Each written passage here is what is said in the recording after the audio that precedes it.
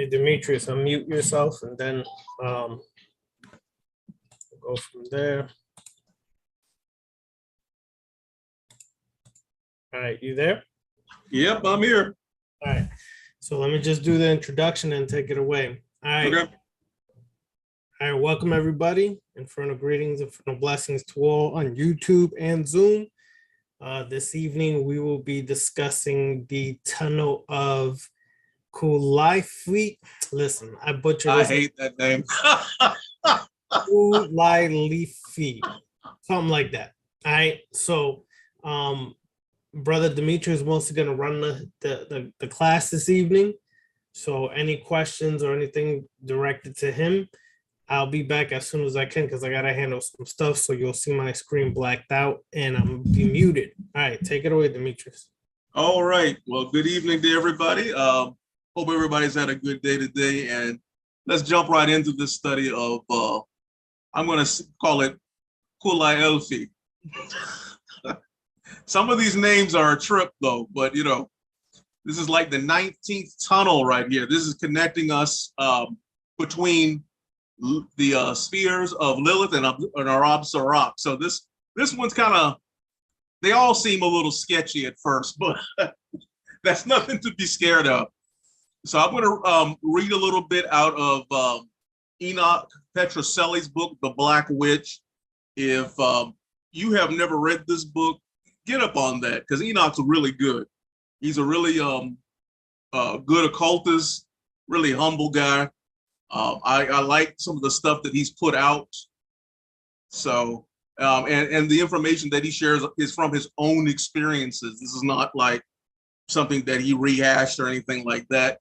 I mean, he quotes Grant because Kenneth Grant is like the godfather of the Tunnels of Set. So, again, Night Side of Eden is another book that is good to read on that. So let me touch on Qulielfi real quick. This is Tunnel 19. It's the connecting bridge between the Qliphothic spheres of Lilith and that of Arab Zarak. That's the Qliphothic order ascribed to it is the Nashimran. Now, the Nashimran are referred to as the malignant women. I am not completely sure what the totality of what that is. You know, it has many attributes to that. V.K. Jahanam speaks on the Nashimran as the energies behind it are astral projection, sexual experimentation, lucid dreams, excitement of nightmares. That gives you an idea of what kind of energies you're dealing with there. But don't let that scare you away because when you enter a tunnel like this, you're gaining power. You're gaining connection to that. So a lot of garbage that you may have not dealt with, you'll be facing, dealing with those particular things. Because remember where you're connected to. You're connected to the sphere of Lilith and Arab Zarak. So you're going to bring all of that stuff from the deep, deep subconscious and unconscious. A lot of that's going to be sexual, but a lot of us have those kind of hang-ups. It's just that kind of game. And there's a reasoning behind all that, why this starts off like this, to get you ready for what's coming afterwards. Each one builds on each sphere, each tunnel builds on each tunnel. Now, you're dealing with the energies of the moon. So, like when I went through this, I ran into Hecate, an aspect of Hecate I've never seen before. And for my experience, she was blind. I'm still trying to figure out the significance of that. But everybody's going to have their own kind of experiment or experience, with that. However, it opens up to them. So don't take this as, oh, I must run into this aspect of Hecate. Not necessarily, although she is here in this particular tunnel.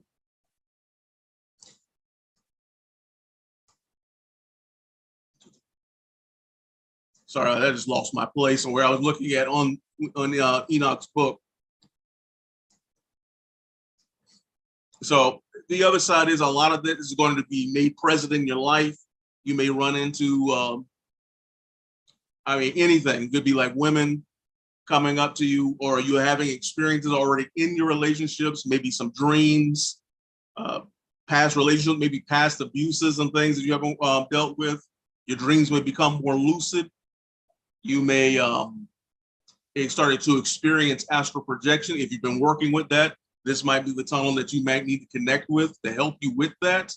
Maybe you've got some blockages to work out in that particular area.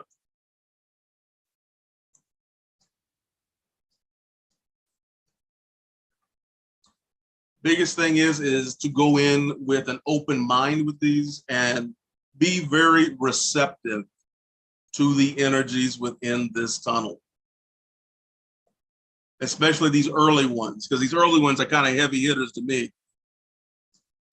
Because one would think the ones that you go on further down the road will be more powerful and stronger, and they may very well be to others. To me, these beginning ones, maybe it's because it's at the beginning of your journey with this, or it's just hitting more primal and more primordial things with those. They just seem to hit harder, in my opinion. But your experience may be different. You may get beat up by the ones that come down later down the road. But just being open to the experiences of them and applying those energies, because you're dealing with a lot of feminine current too. There's a lot of feminine energy that is happening in this space because of your influences. You've got Naama that you're dealing with. You're dealing with the energies of Lilith. You got the energies of Hecate up in here somewhere flowing through that. So all of these darker feminine currents and power that you're dealing with. So it's going to take you deep into your subconscious mind. And as you work through that, you're going to find yourself being a little bit more intuitive, because your psychic perceptions will start to improve and start to increase and start to open up. And then again, that's another one not to be afraid of, to be too concerned with, because this is taking you right into that the primordial mother, that dark mother energy.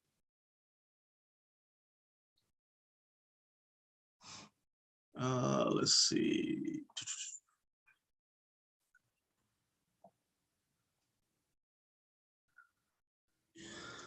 So in Kenneth Grant's book, The Night Side of Eden, he does directly talk about that, about those particular energies that are present, dealing with Hecate, the Egyptian goddess.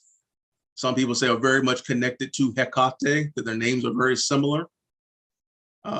Again, that's going back into that energy of the feminine, the dark feminine, which again takes you deeper into that subconscious and unconscious mind. You're dealing with birth and regeneration and creation and things of that nature.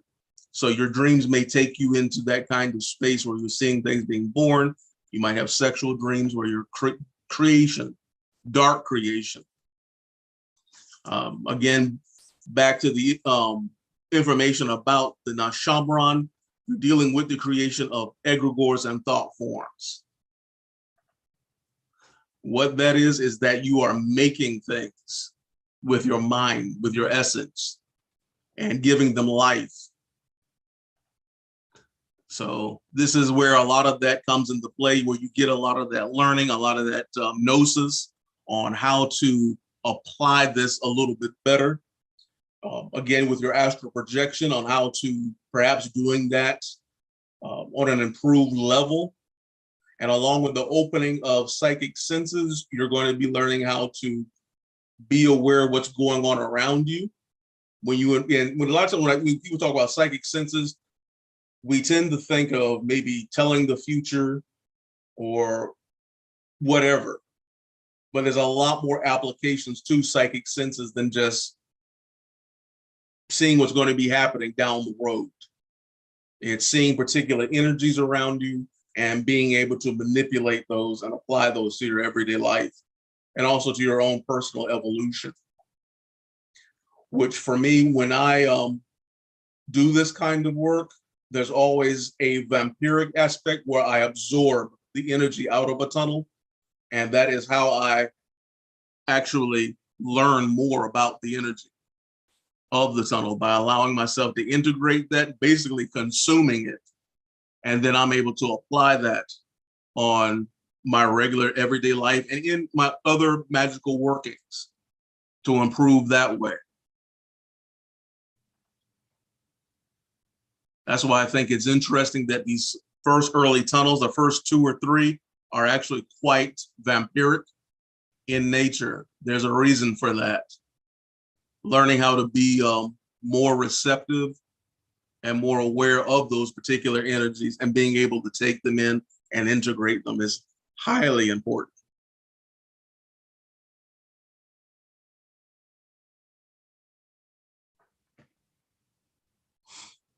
Also in this tunnel, there are energies that lends one towards like glamours.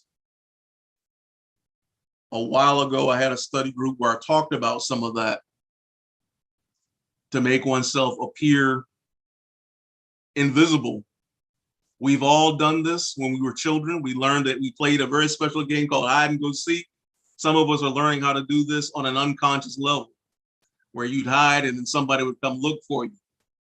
Now, I'm sure I'm not the only one who's had this experience to where I have hidden behind something, because I'm a big guy. I was also a big kid. Hiding behind something that's way smaller than I am, and people can't see you. So when you go through these tunnels, go in with intention. And when you get to interacting with the current and the inner energies there, don't be afraid to open yourself up to whatever it is that you're wanting to learn about. Get direction, get illumination, and get the power out of that. Get the experience, not just some kind of meditative experience. You want to fully open this and initiate into it. It'll benefit you. It may seem a little rough at first, but hang in there and make it through. You come out the other side, you'll be a lot stronger and a lot more powerful. So, Ravana, I see you back. I was talking about some of the entities that are within the tunnel. The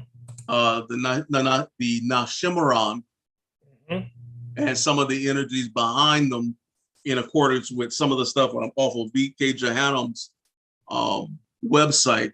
I think that's just a tip of the iceberg on some of that personally, because there's other stuff when you read these things and it's like, all right, the Nashimaran are the malignant women, and it's like, damn, what the hell does that mean? But yeah, well, let me say this while you're speaking on that, because there's another common theme you start to notice in every one of these tunnels, and this tunnel is no different. Qulielfi is an archdemoness, right? So she's like the head of the other females in this tunnel, the other entities you find here. So all these females are lunar in nature, right?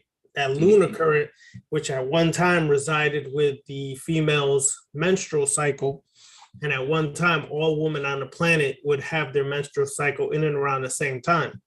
Now, I just don't want to imagine that as a man, that all women link up and oof, that'd be rough. But anyways, so their nature is that of chaos. Okay. And anybody who understands the nature of the feminine energy understands that the nature is chaos itself. Yes. I know Tonk Ray, I don't know if you answered a question, but Tonk Ray on YouTube had asked a question. Besides healing, using feminine energy for healing, how else can the feminine energy assist a masculine individual, man, in their work? Oh, greatly. The nature of chaos is example of how it can be productive for a man. Remember, chaos in itself is not this picture that's been painted by science and everything else, that chaos is utter destruction, that chaos has no benefit, and people run from the chaos. So they run into a light being to protect them from the chaos. No. For us, on the left-hand path, especially those on the tree of Qlipath, we understand that chaos is necessary. And that feminine energy, that chaotic feminine energy, is exactly what a man may need, because sometimes a man is too analytical, and therefore he analyzes things to the point where he never takes the first step. He never takes the necessary process to create change in their life, because they may be overanalyzing it, right? Well, yeah, that's also part of what's happened in our modern day world, where everything's been inverted.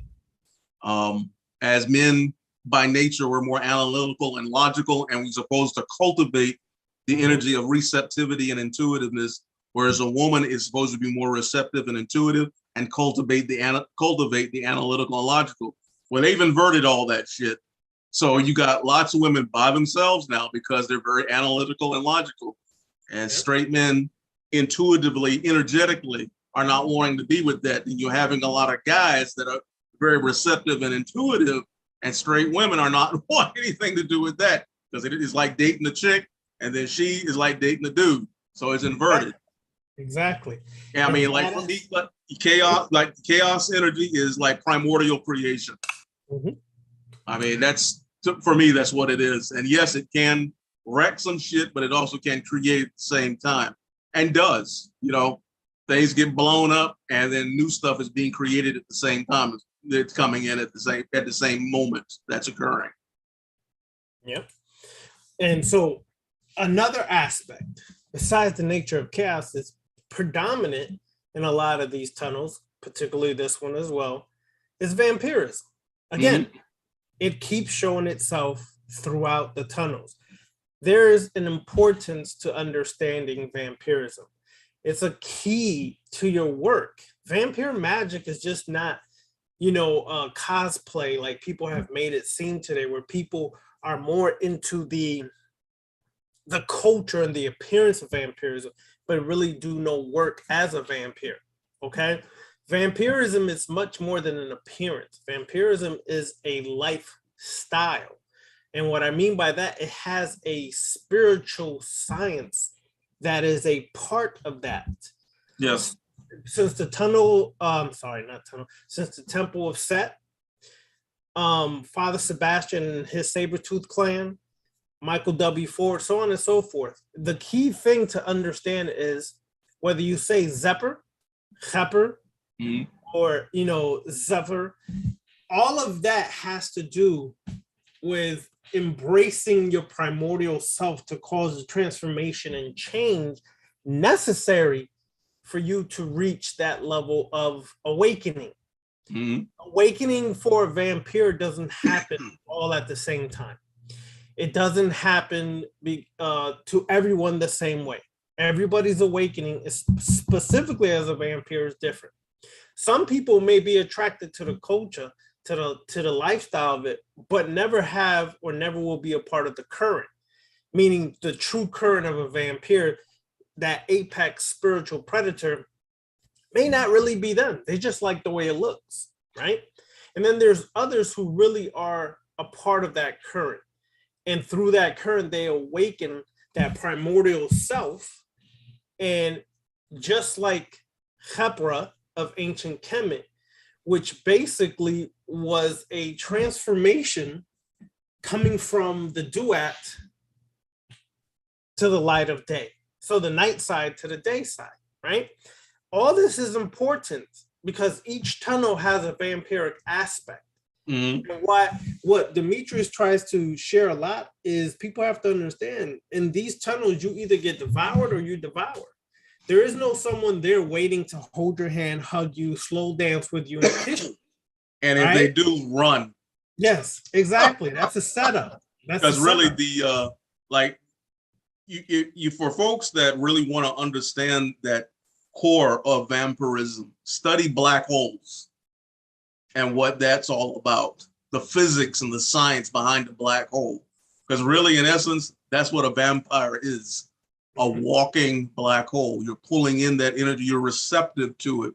You're so receptive to the point to where it becomes more automatic. You just funneling it. It just funnels in. And you do that in your works as well. Your magic is going to be different. You know, especially as you evolve and grow, it's going to be really different. That's why I'd say it's very important with these tunnels to work at going beyond just a meditative experience and really open that up and get in there. And then once that ritual is over, then allow that energy to flow into your physical everyday life, because that's going to start to transform you. Like the Shamran, yeah, those are vampires. You know, basically, you know, we used to think, well, what are those, like astral whores? Well, yeah. But they also are vampiric. Exactly. Succubi, incubi, whatever, you know. Exactly. And she's Qulielfi is famous for utilizing in your work if you want to send an incubus or succubus to torment a victim. Now you may ask, why is that so? Well, there's a reason for that, but we'll discuss that another time. Not only that, but the casting of illusions and bewitchments is also an aspect of this tunnel. Qulielfi presides over prophetic dreams, bewitchment, visualization, destructive and vampiric sex magic. That's a whole nother level.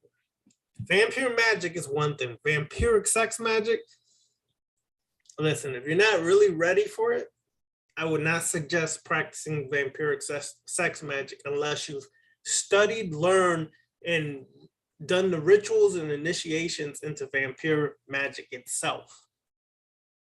That's one of the reasons why, like in the Patreon classes, we have 2 levels of vampirism. One is the introductory and intermediate level, right? And now we're doing the last aspect, which we're coming from a Kemetic Dravidian aspect, which we're going to get into that aspect in the classes soon. And that class is geared for those who really want to be initiated in the current of vampirism in the Black Serpent clan. Because vampirism is an essential work that helps you in the astral realm. More ways than one that you cannot even imagine how much it assists you in the astral realm. The astral realm is not a friendly place, not all the time. It's not like what people try to paint it to be. Oh, I astral projected. Listen, it's not just because you astral projected doesn't mean you did work in the astral realm.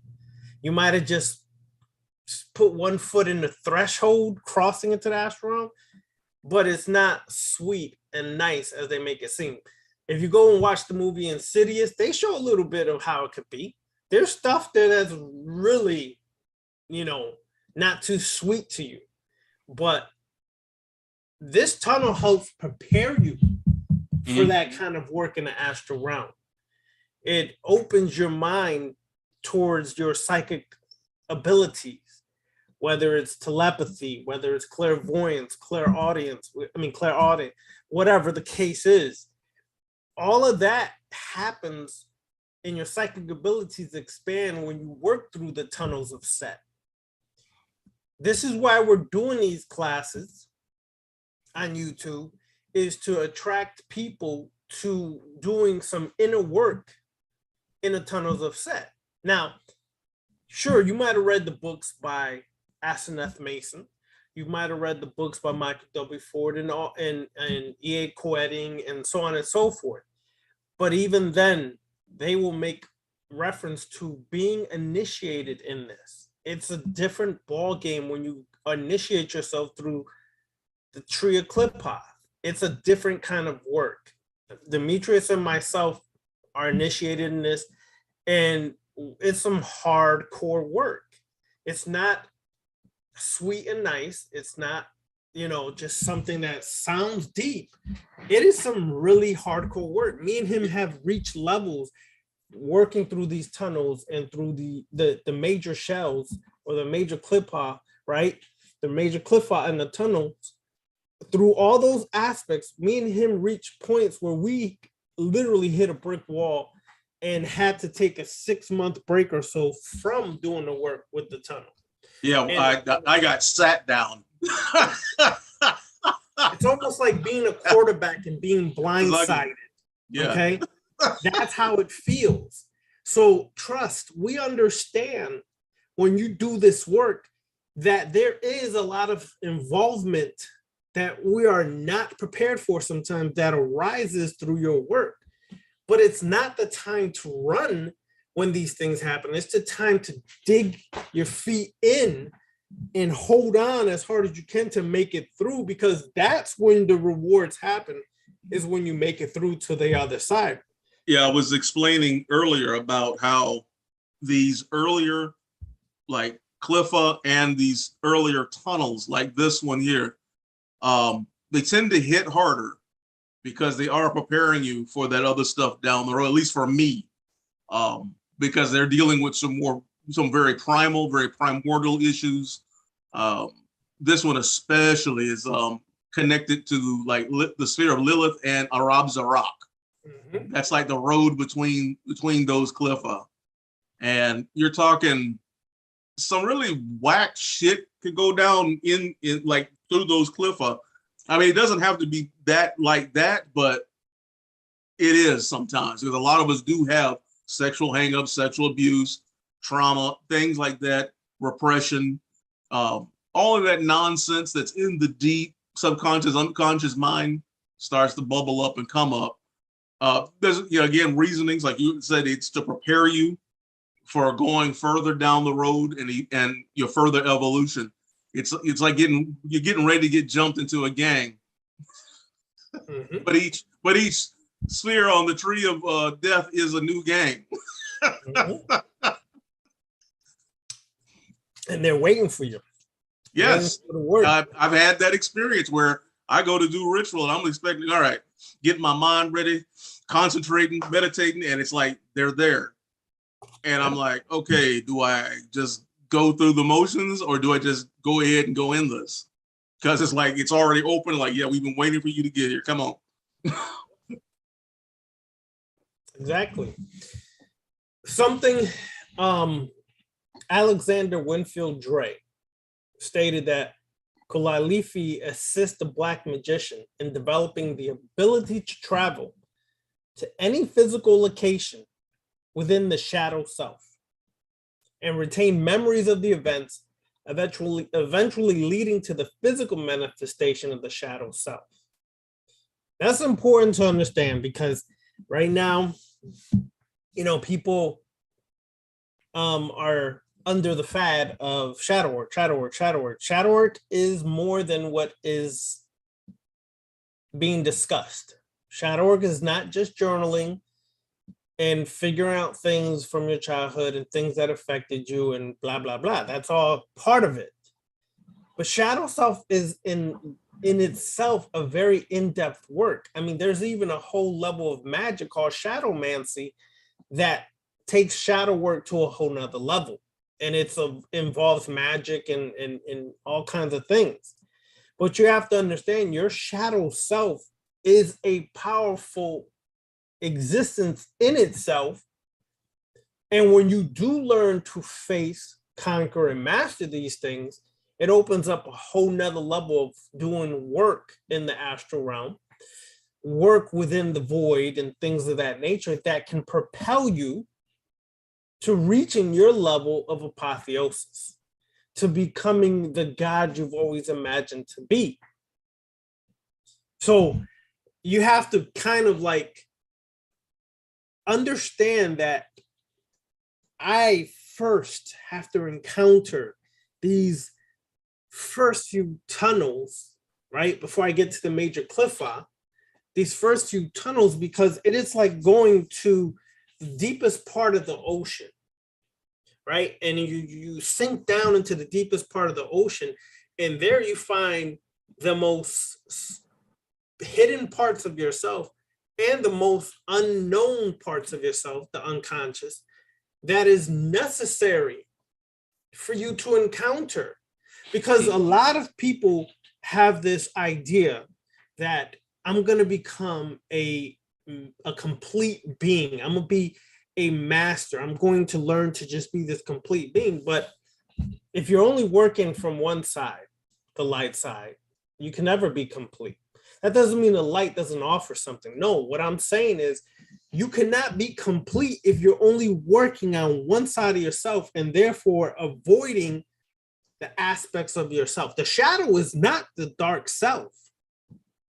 The shadow is an aspect of your darkness. It is not the darkness. A shadow is just that.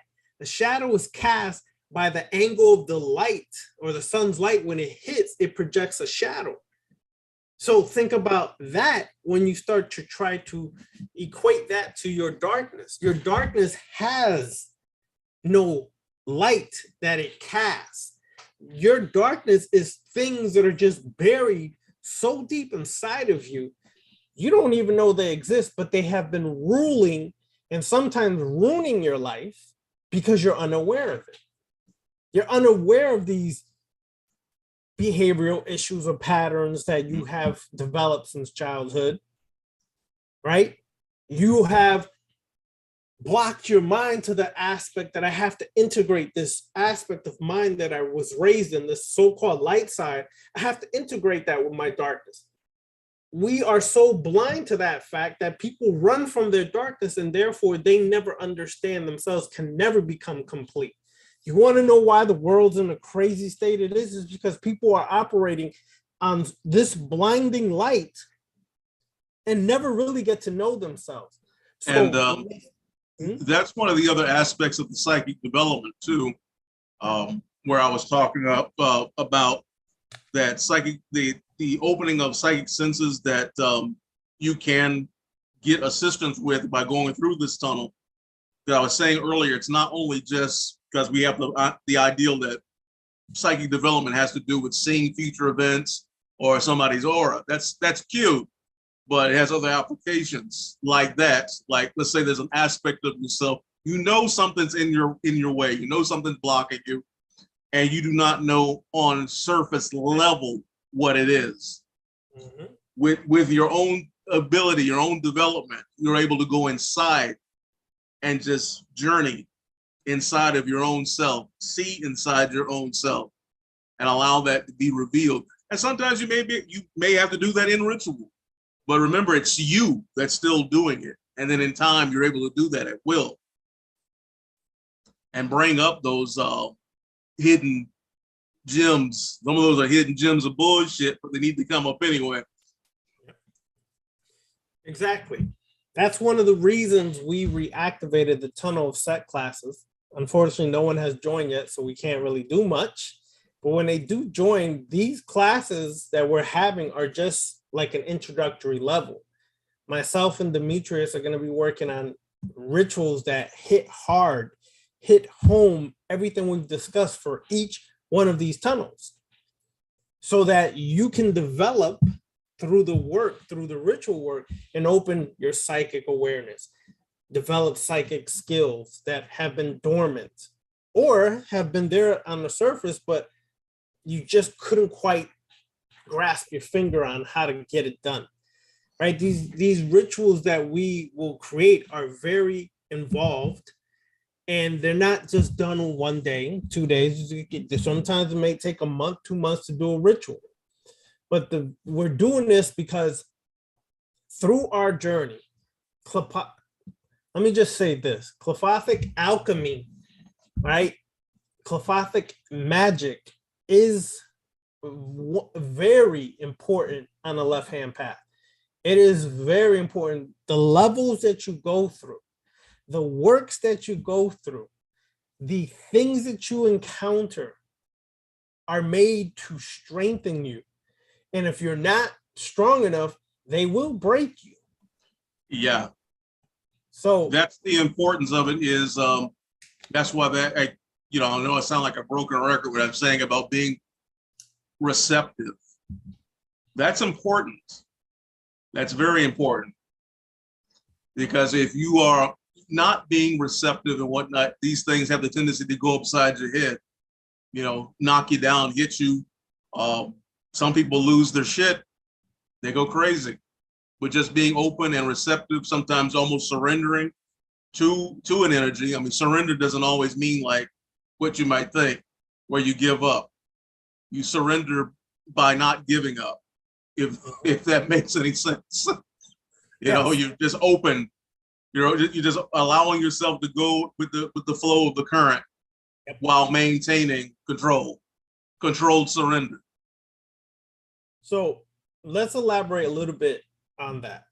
What does it mean to surrender compared to running away or walking away? It's a big difference. Like Demetrius says, surrendering is not, I just give up and that's it. I'm done. That's what people normally do. Then they walk away from it. Surrender is just that, giving yourself into the current, the vibrations, the frequencies, the energies you encounter in that tunnel or that cliff. It's surrendering to allow that to basically penetrate within you, so the major work that is necessary can be done. That's different than giving up. That's different than walking away.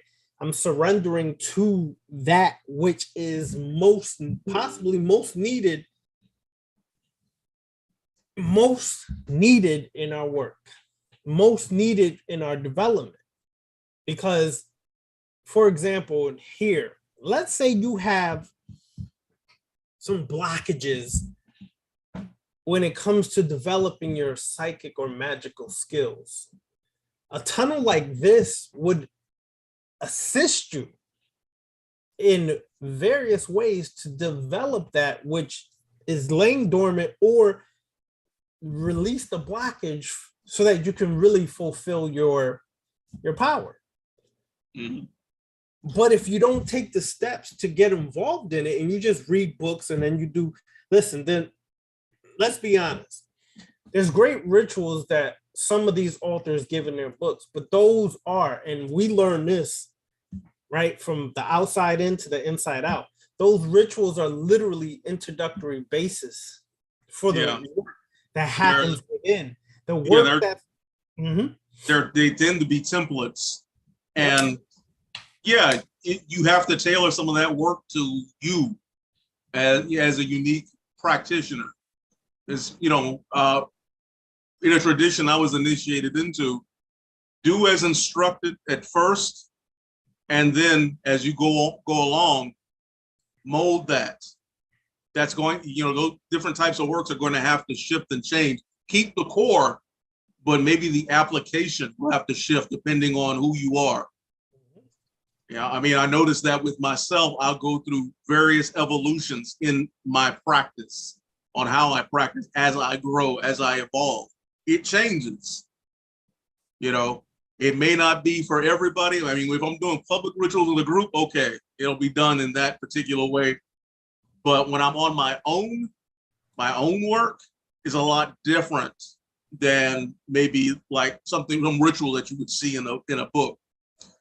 But I'm wanting to share something real quick from my own personal experiences with this tunnel. And it's something that just clicked and made sense. And I hope when people are doing work that they're making journal entries.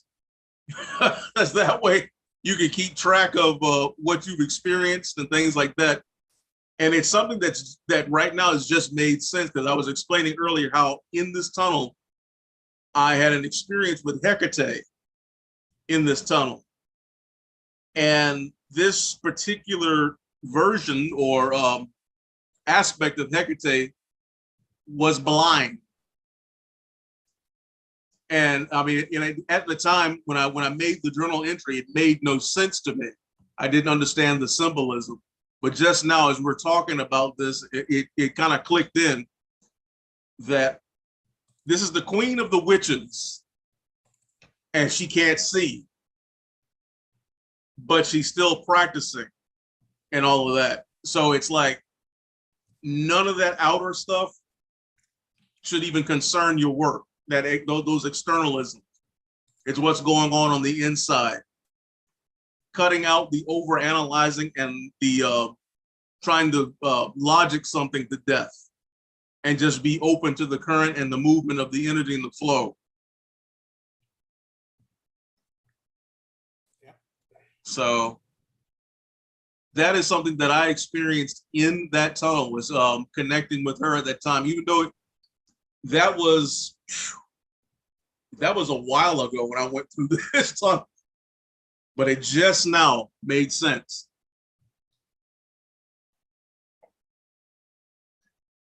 Yep. That's correct, brother. And that's how it works sometimes. It'll hit you. Yep. You least expect it. That's when it clears up. It will clear up when you least are expecting it. All right, so let's see. Anybody got questions in YouTube? All right. Yeah, I don't think anybody's in YouTube land. Oh no, there's a few people in there. There's, I don't know. I'm not picking up anything on YouTube land. Yeah, there's like 15 people in there, but hold on. Oh, there we go. Damn. Yeah. Yeah, I could not see anything for first. So yeah, I see them now. Yeah. All right. So why do you keep doing this to me? Oh my gosh. Yeah. Hold on. Let's see. I know we've got I see some questions in here.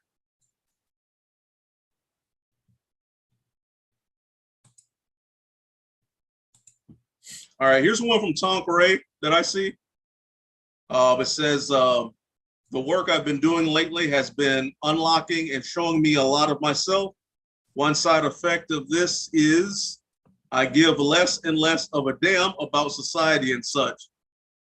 How do you stay motivated to be in the world so you don't end up like a damn monk?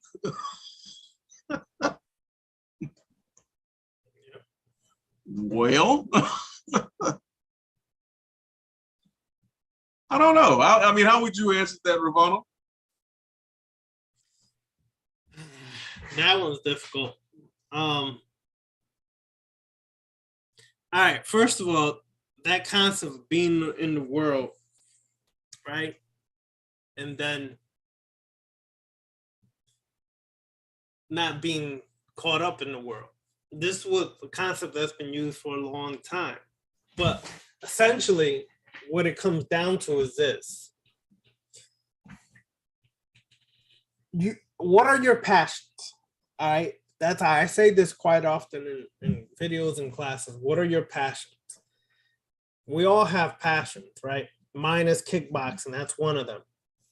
Another one is boom bap hip hop and things like that. You can enjoy the world. You don't have to be a recluse. You don't have to be, let's say, a monk. You don't have to be, hidden from the world. You can enjoy the things you like to do in the world, but you always viewing the world from the mindset of a master and not that as a person within an experiment.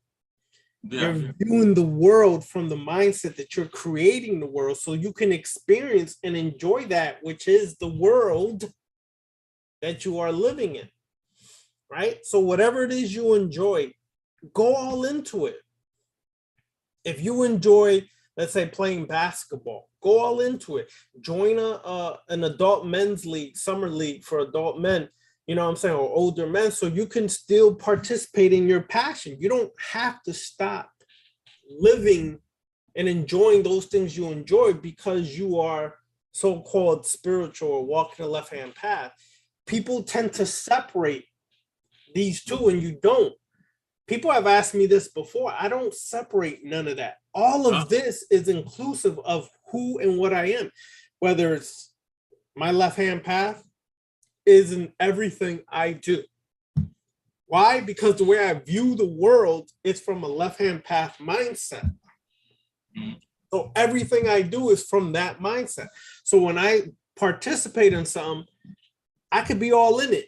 I'm asking myself while I'm all in it, what can I benefit from this moment that I'm in, that I'm involved in this, whatever moment I'm in, playing sports, kickboxing, traveling, whatever. What can I learn from this moment to continue my development and still enjoy life? Exactly. I tend to enjoy things more because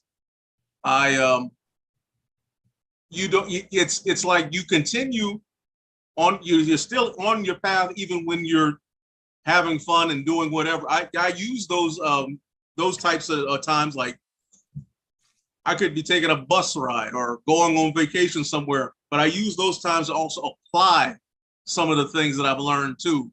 Because I have a good time where I just invoke and then walk into a crowded room or go to the library. Or some of my Christian friends, go to church with them. Yeah. So you're supposed to have fun with your life, Yeah. but yeah, also fun with your magic too. Exactly. So try unifying some of those things. If you're going somewhere, like I said, go in the church. Well, invoke an energy, and then walk up in there and see how people react to you. Yeah. I'm just that fucked up. But see, that's something you can make enjoyable and have fun doing it. So Eric Jones asked the question, what's the best way to use candle magic on this path? Well, there's various ways you can use candle magic on a left-hand path. We tend to use a lot of black and red candles in our ritual work. Black has a lot of different significance to us. Red, also a lot of significance, passion, lust, energy, vibrations of desires, fulfilling desires, right? So on this path, when we use a red candle, to us, that is a symbol of our desires, our passions, our goals, our aspirations.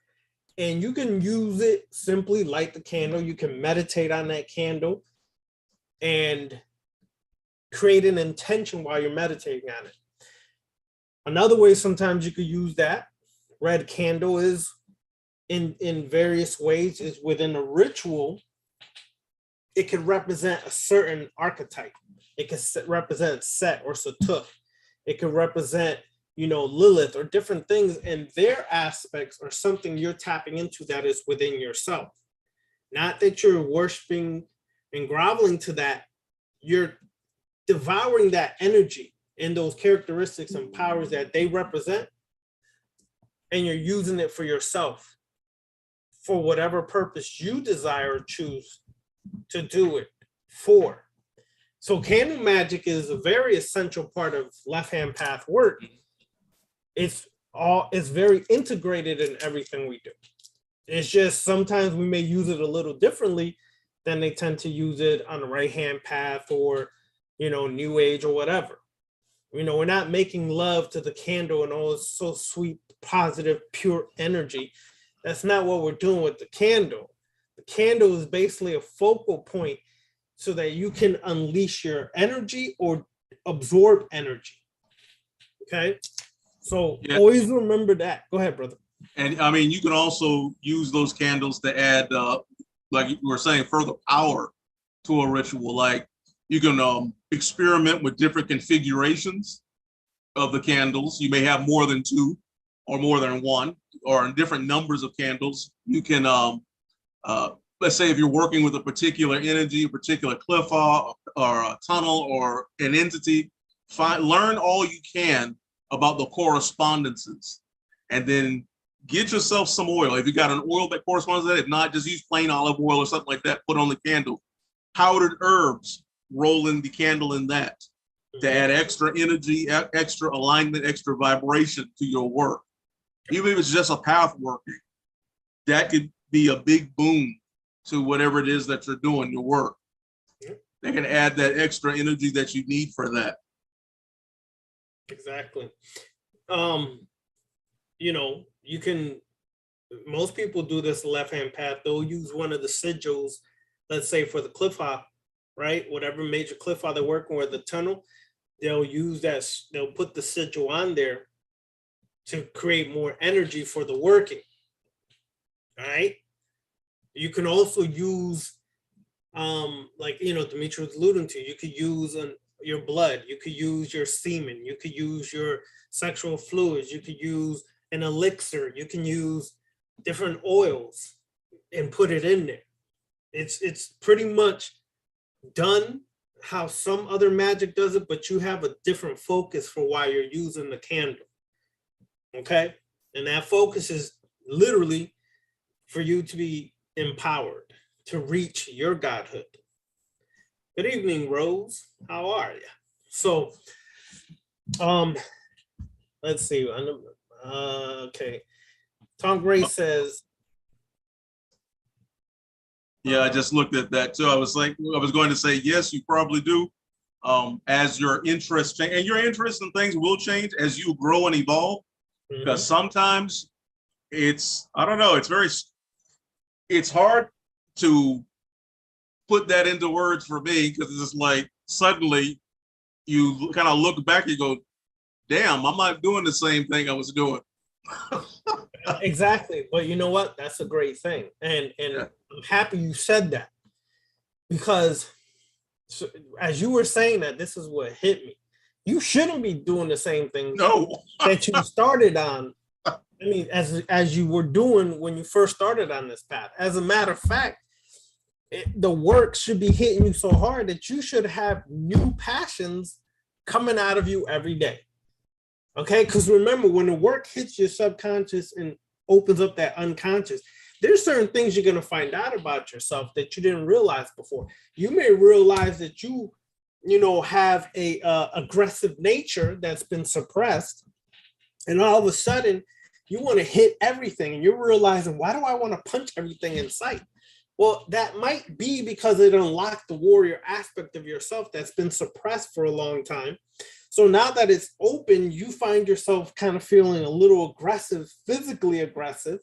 So it might guide you to get into boxing. It could get you into Brazilian jiu-jitsu and MMA and all these things.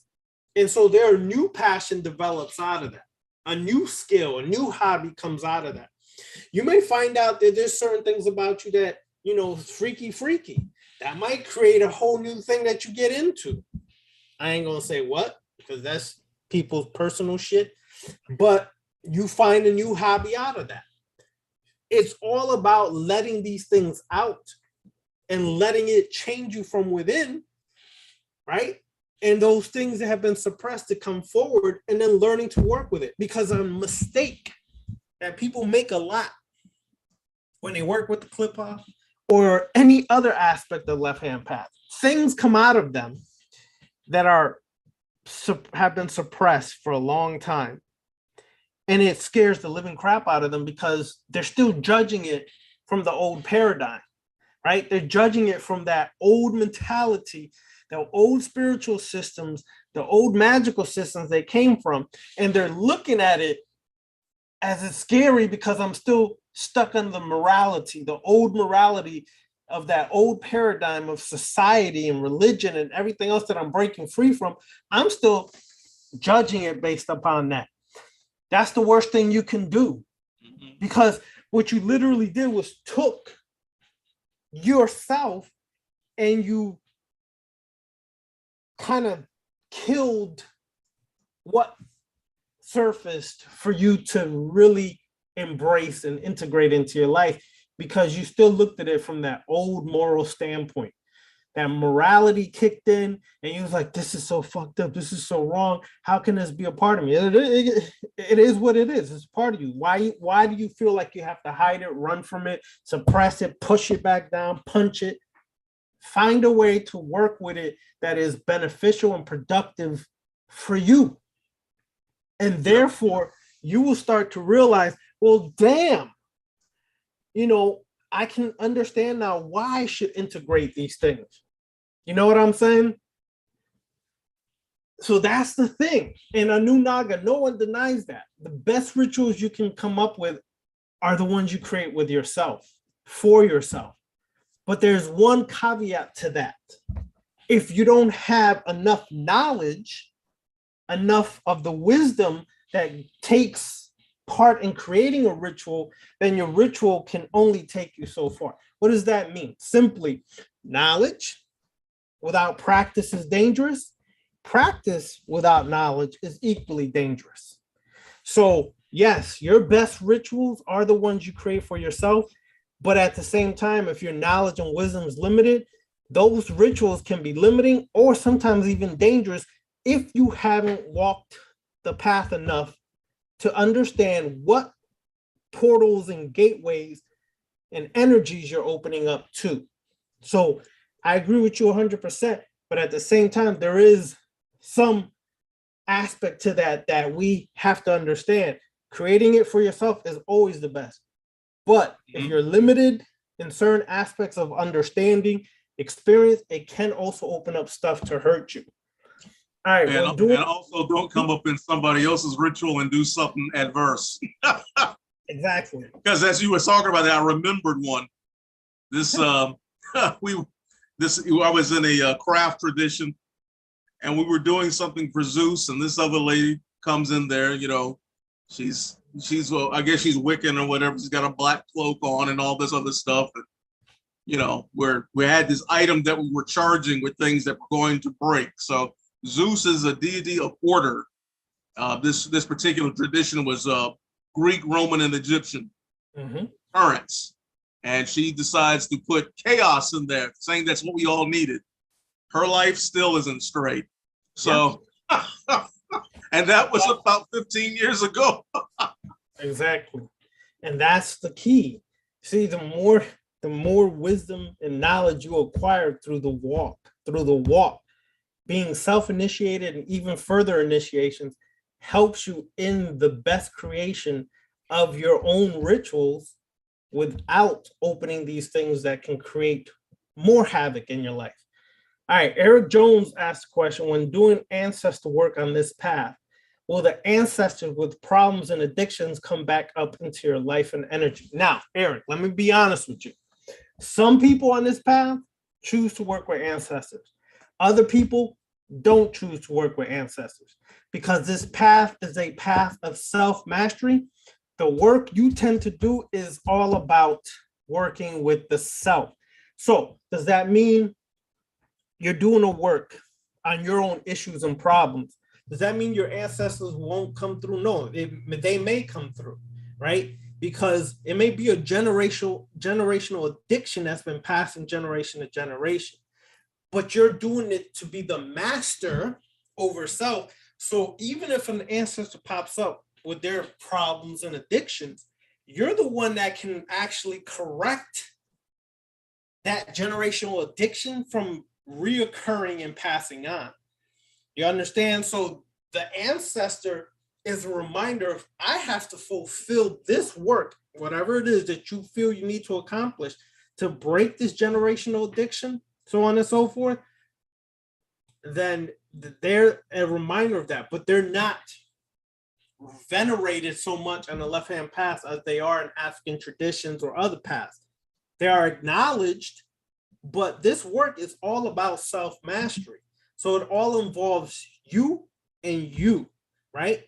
Yes, your ancestors, you are sum total of your ancestors, but you still are the God over your life today.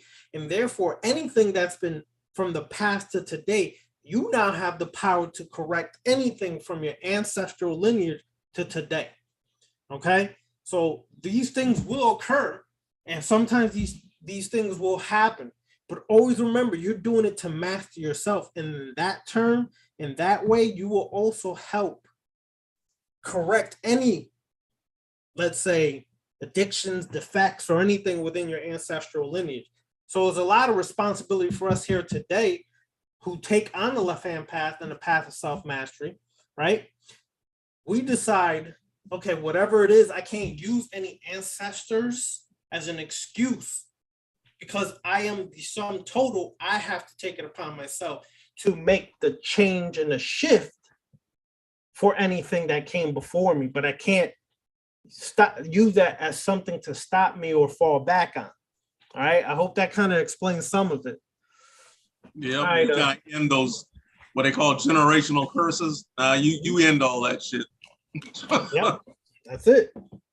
You're the vampire, the apex predator that can devour all that generational curses, addictions, all that shit. You devour that shit and transmute that shit to assist further generations after you. So that's always important on this path. You're the God, so make it happen.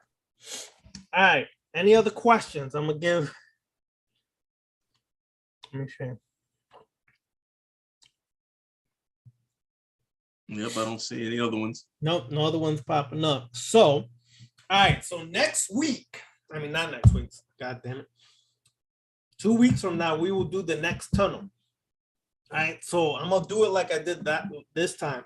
I'm going to post the event, the week of that event, so you can see the link when it comes up. All right. And stay tuned for that, because we're going to go on to the next tunnel, and we're going to do all the tunnels. Okay. But at the same token, let me just go into some announcements. At the same token, the tunnel set class is now open in the Patreon page, the Eternal Black Flame page on Patreon. We're just waiting for people to sign up. Myself and Dimitri is going to conduct that class. We're going to create rituals. It's going to be very involved, right?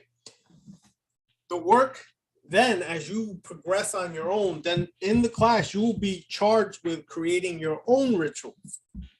In time, you will create the own rituals for yourself and possibly for everybody else in the class to partake in those rituals that you are inspired to, create and bring forth to others.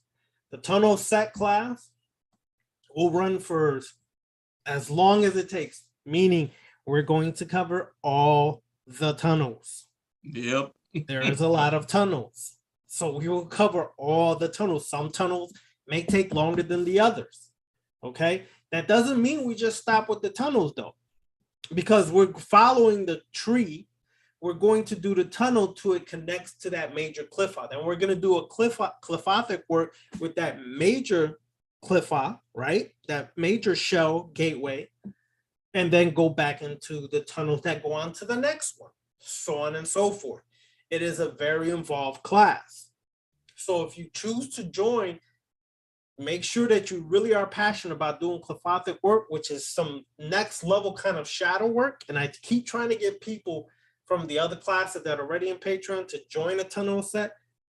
If you're in a shadow work class, this cliffothic class is well more prepared for you to go further in the shadow work on a whole nother level.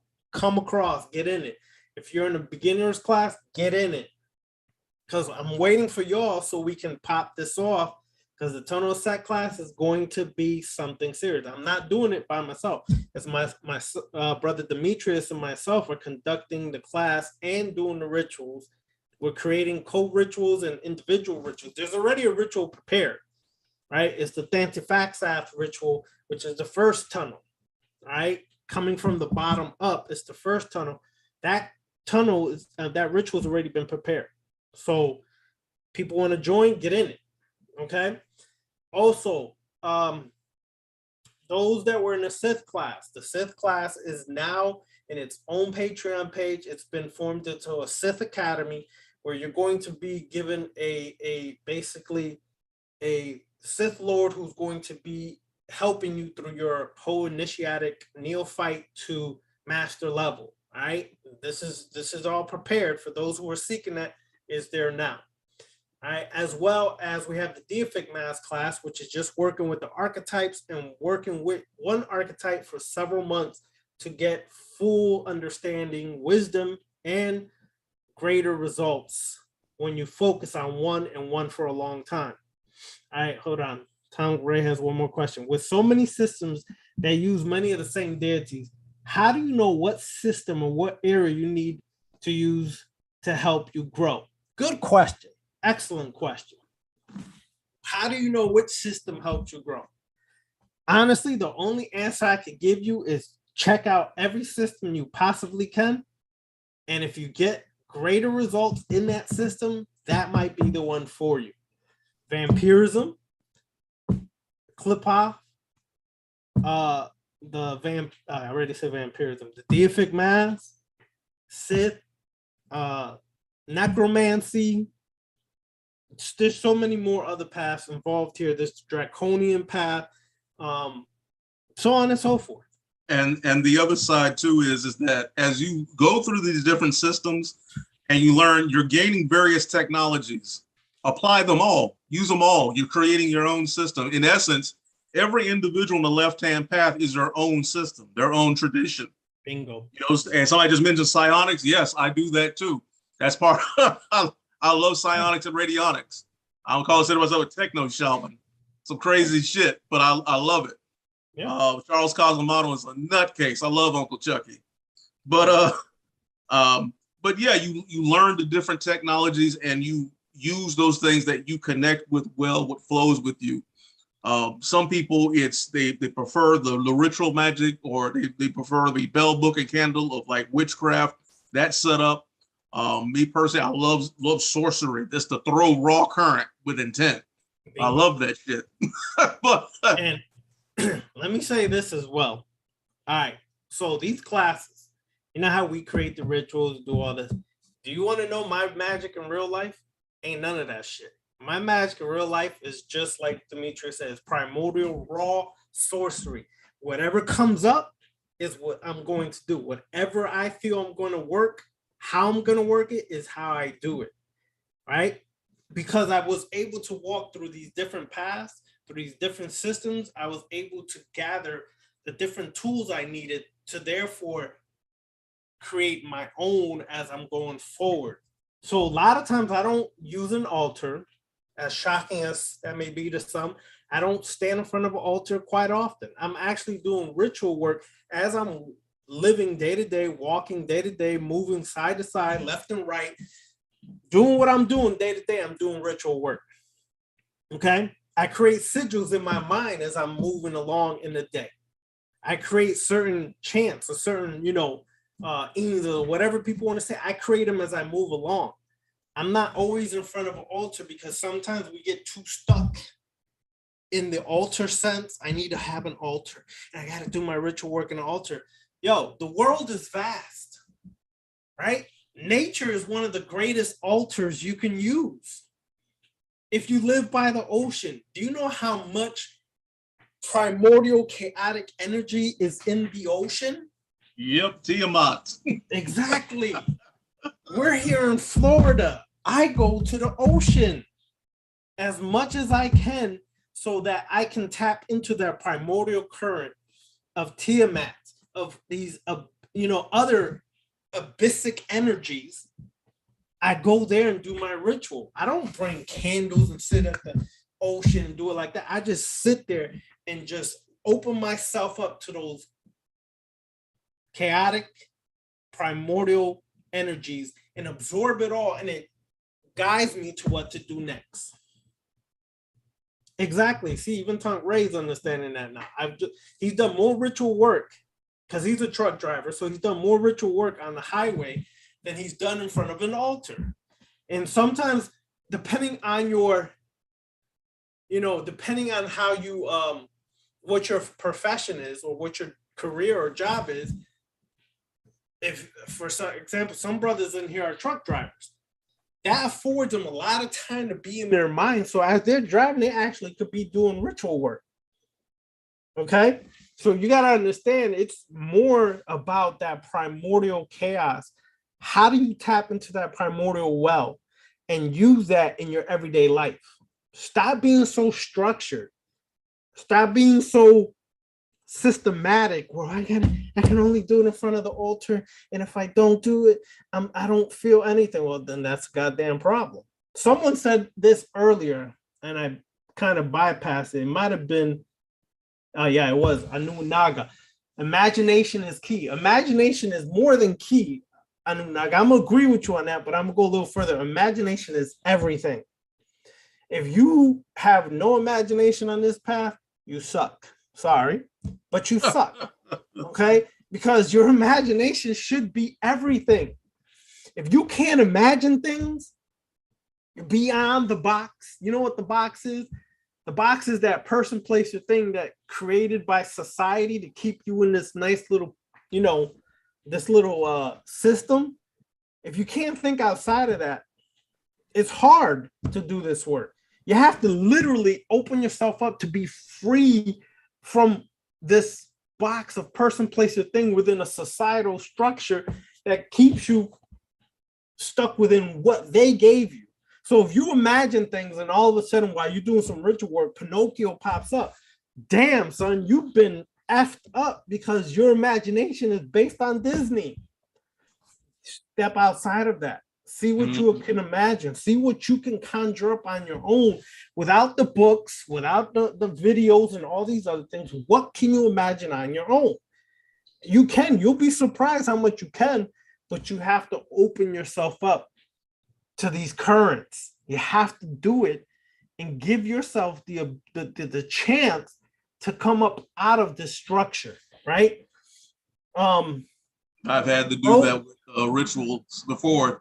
You know, got a ritual out of a book or something. It's all laid out in front of me. I'm just like, yeah, let me just talk to this energy, connect to this energy directly. Yeah, exactly. Now, Rose and Demetrius answered you. Asenath Mason wrote a book on Hecate, and you know she's created some rituals on that. But if you're seeing Hecate's sigil in meditations, first ask yourself a question: where did the sigil come from? Is it the generic one, the general one, or is it a sigil that you are feeling and connected to that you're associating with Hecate? The reason I ask that is because if you use or see the sigil that's been provided to you, okay, that's one thing. But if you see a sigil and you feel it's connected to Hecate, then that's your sigil that was revealed to you for work that you're being called to do with Hecate. Okay, well, a past life is even better. That means you're seeing that sigil because you were connected to that in another life, and now it's time for you to do the work with Hecate in this time, right? So that sigil is something that you're going to have to use in your work moving forward. Okay, something I'll give you an example on the clip path. This even shock some of us, but you know, there's various tunnels that you work with Hecate in the cliff hop. A lot of people don't know that. There is certain work you do with her in the cliff hop that Demetrius found that out the hard way. But anyway, that's another story. But yeah, Hecate will pop up in the weirdest places. But that's because Hecate is a very primordial energy. Very primordial. It's on a giant jug of water. Interesting, because that water in itself is something that you're going to should utilize to work with Hecate. That water, because you saw it on a jug of water, that water is symbolic of something you have to use to connect with Hecate. That's all I'm going to say. The rest you already know, Rose. But that, yeah, it's a connection to Hecate, that water. All right? All right, who else? Anybody else? I think Eric Jones had a question about, oh yeah, you know, what's the best way to invoke and use the primordial energy of the Jade Emperor for wealth? I don't know a whole lot about that particular energy because that's more on the Asian side of the house. I know who the Jade Emperor is, but I've never really worked with him like that. Some people burn ancestor money. That's an Asian thing to do that. Another way is to connect with him is maybe get go to like a Asian market or something and find a statue if you got one, and then tap into that. Learning what his name is helpful. Meditation, you know, meditate on him, meditate on that statue. If you can't, I heard those statues can be expensive. So if you got an image, you know, picture or something, meditate on that and just connect, be open. Because these archetypes, these energies will respond really well to somebody that's open. Sometimes better than somebody who may consider themselves a practitioner. If it's just somebody that's open and receptive to those energies and connect. And eventually in time, you know, you'll build rapport and connection, and doors will open up to where you'll learn more and gain more. But that's really all I can tell you about that in particular, that particular energy. like I said, I don't know a whole lot about the Jade Emperor. Yep. That's the best answer right there, because I don't really work with that energy as much either, so I can't really give you an answer. So I won't even attempt it, because I'd be a fool if I did. So I'll leave that there. All right. Let's see if there's any other questions here.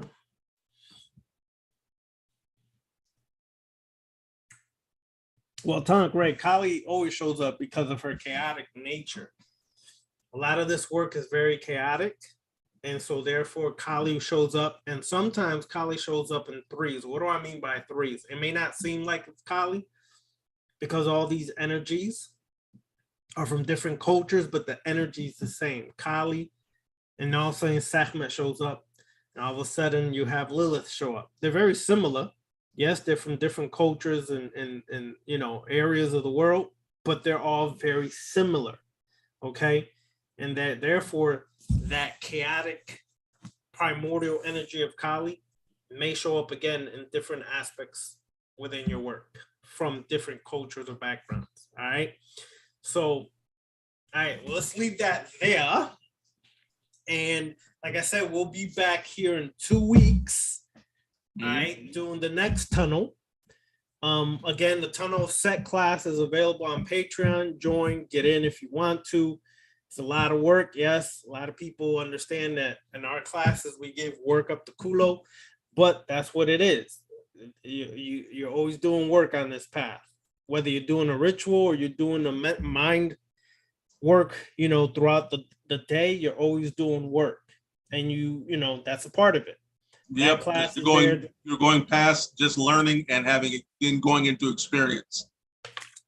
Exactly. Because it's madness. You have a lot of people out here just spewing information that they've read, but no experience. And that's no good, because when the time comes where you need that experience, it ain't there.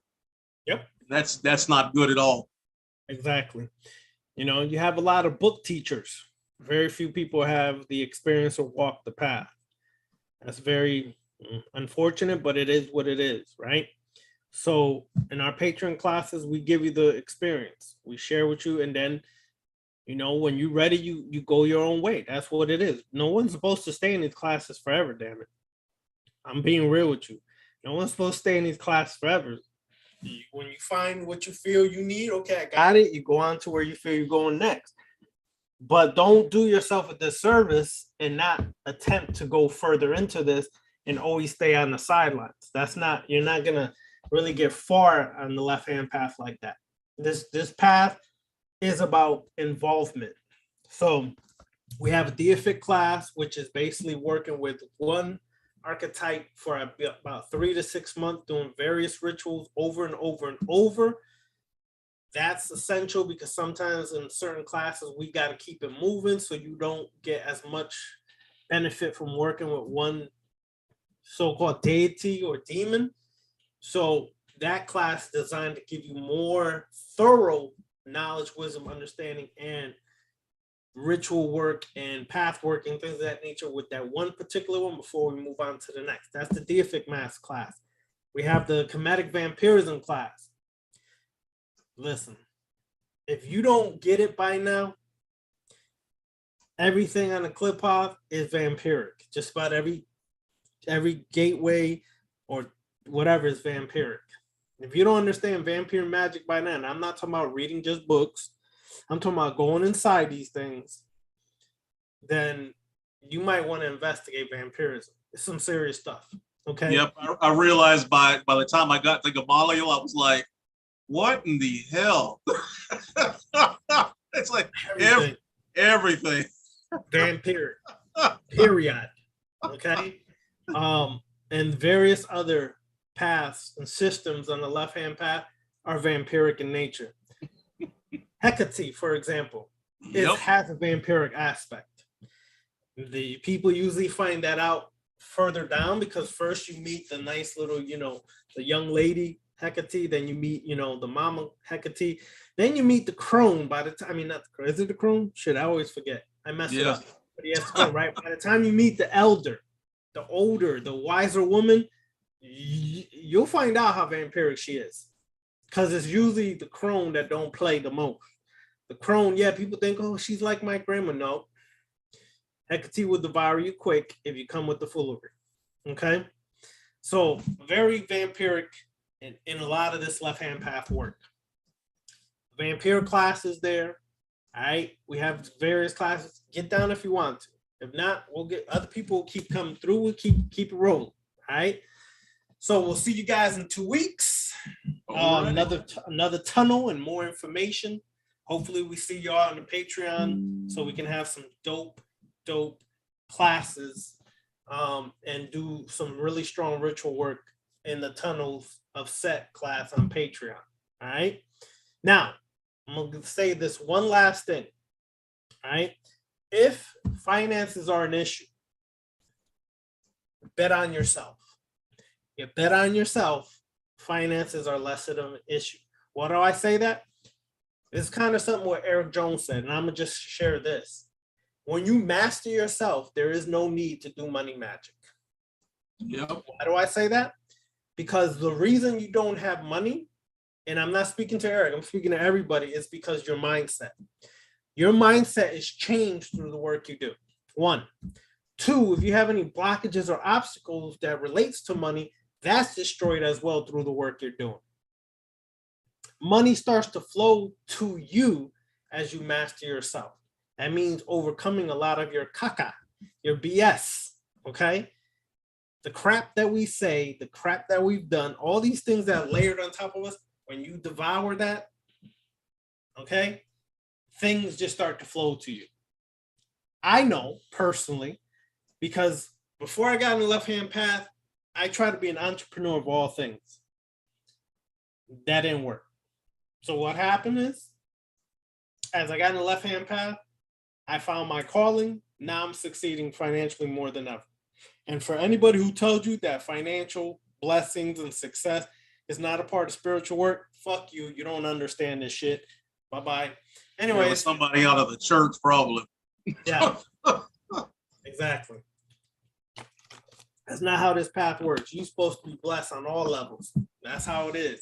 All right, y'all. For the blessings to all, I will see y'all in 2 weeks.